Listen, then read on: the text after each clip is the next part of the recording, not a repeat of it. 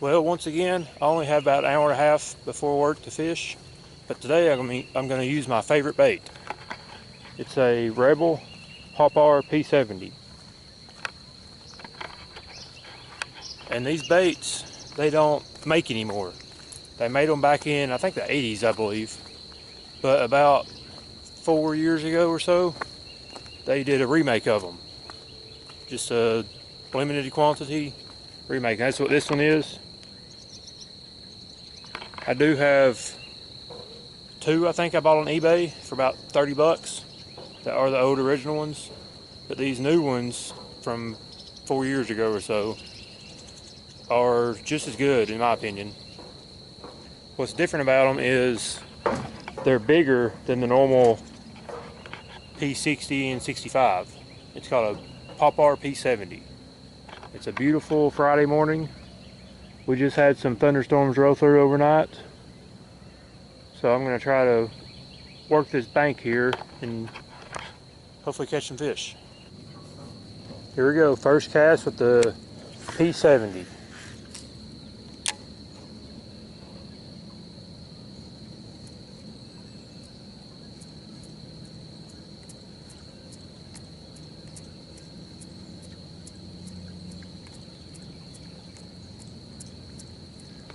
As you can see, I like walking this bait instead of like a normal popping action most people do with a popper.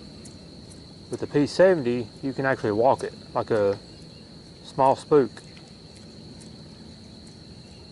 And it actually stays in the area for a while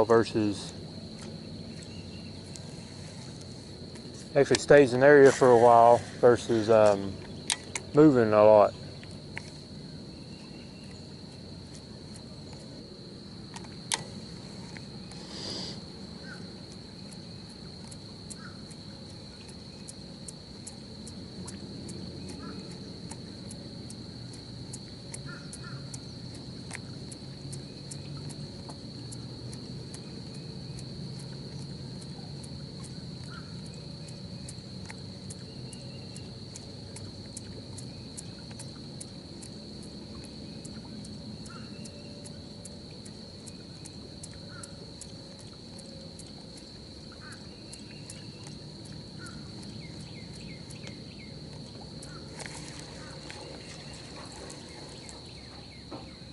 The fish jumped over here on the other side of the dock.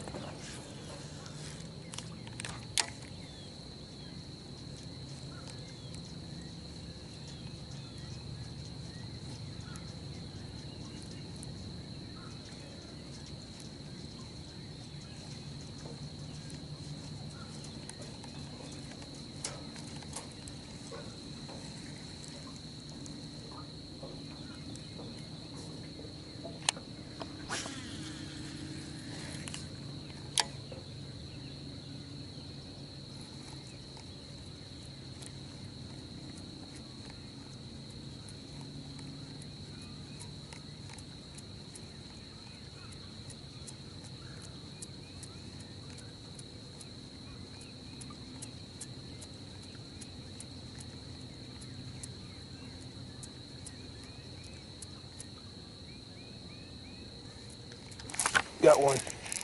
I stopped it, and as soon as I started up again, he hit it.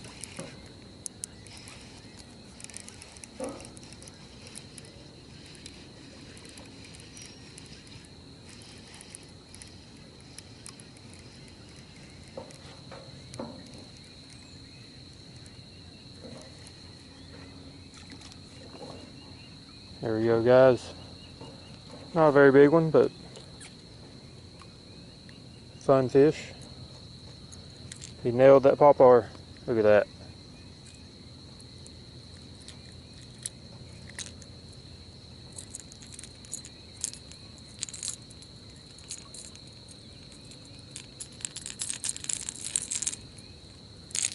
Here we go. Popper P70. Small bass.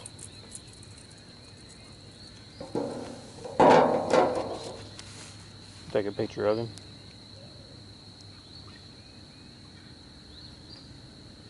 There we go. Definitely fun. It's my first topwater fish of 2019. Let's let him go. When that fish hit last time, I just stopped it, and then like the first twitch after starting it back up is when it hit. So you can definitely get them to hit on the move like this, but sometimes you do want to stop it and then start it back up again. This bait and technique is not very popular across the U.S. It's mainly a East Tennessee thing. I had a friend of mine show me how to do it probably 5 or 6 years ago, and I've loved doing it ever since. It's best starting around May, which is what it is right now. So May all the way through the fall, really, you can catch fish doing it. I like it early morning and at sunset, of course, like normal topwater. But you can also do it all day long. You just throw it up under trees and overhangs that has shade, docks, stuff like that. You just want to find shade, and you can get them to bite it all day long. You see what I'm doing with my rod. You just do short twitches and slightly reel the handle while you're doing it. And you want a high-speed gear ratio reel so you can take up the slack. You also need a short rod. You need like a 6-foot rod, no more than 6'6" probably. This one's 6'3" actually, and that's probably about the longest I would want.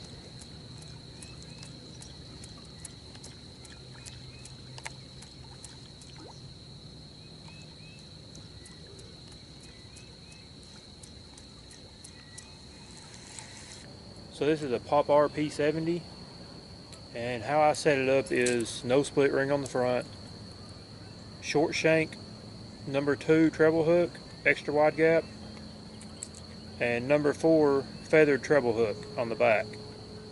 And I have really good catch ratios with this. I don't have many fish get off. You will miss some, but that's normal with any topwater. You just want to let it take it. Once they take it, I mean, it hooks them up pretty good. The best way to tie this is with a loop knot, and I'll try to show you how to do it. You just want to take the end of your line and put it through the eye. You want to get a pretty good amount of line out through the bait. You want to take your 2 fingers, clamp them around the line here, and just twist it, make a loop. And you take your tag end and put it through that loop 5 times. Just wrap it around. 2, 3, 4, and 5. And that leaves you with this loop that your fingers are through.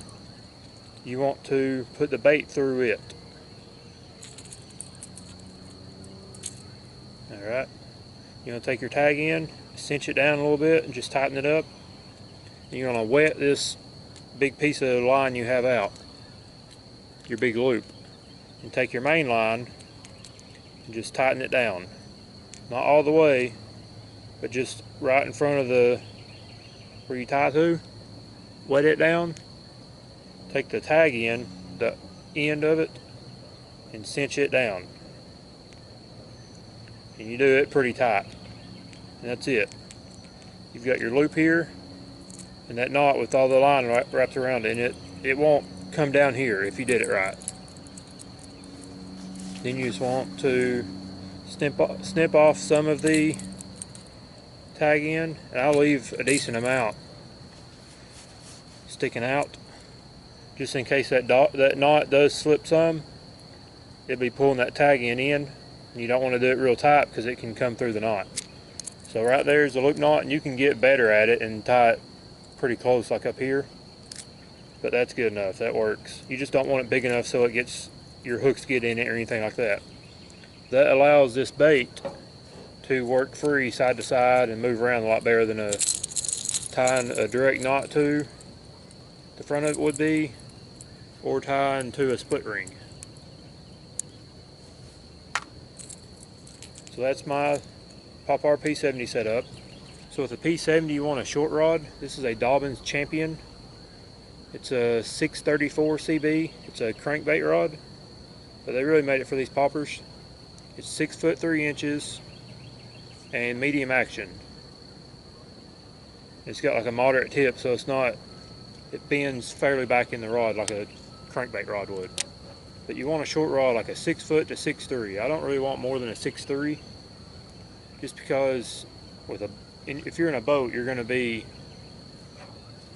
up close to the bank and casting real accurate up under trees and laydowns and stuff.